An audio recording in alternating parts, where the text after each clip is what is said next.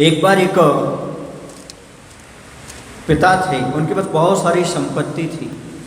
उन्होंने अपने बच्चों से कहा, उनके 3 बच्चे थे, उन्होंने कहा लो ये कुछ पैसे हैं, बहुत कम पैसे दिए, नगण्य पैसे दिए, और कहा जाओ ऐसी कोई चीज़ लेकर के आओ जो पूरे कमरे को भर सके।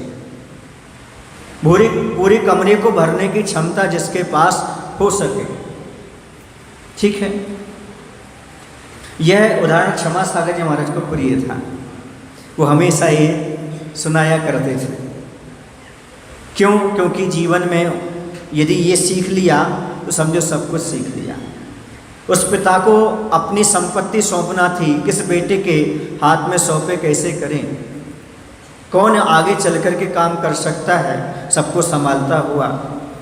तो तीनों को वह राशि देकर के कहा वस्तु खरीद कर लाओ, पूरी कमरा आपका भर जाना चाहिए। एक गया वह घास लेकर के आ गया, पूरे कमरे में घास भर दी।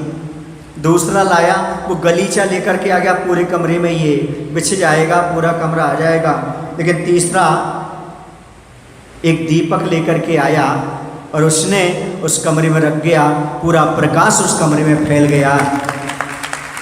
आपने तीसरे को ताली क्यों बजाई?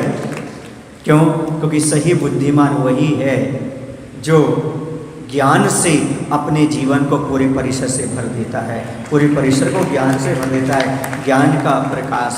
थोड़ा दीपक तुम जलाओ, थोड़ा हम जलाएं, थोड़ा अंधेरा तुम भगाओ, थोड़ा हम भगाएं। बस यही है दीप चढ़ाने की भावना।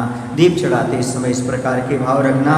तो दीप चढ़ाते समय ये शरीर से हमारा ममत्व भाव हटे, नाम कर्म छूटे, और मैं दूसरे का स्थितिकरण कर सकूं, उसके अंधकार का नाश कर सकूं, ऐसा भाव रख करके चढ़ाना चाहिए।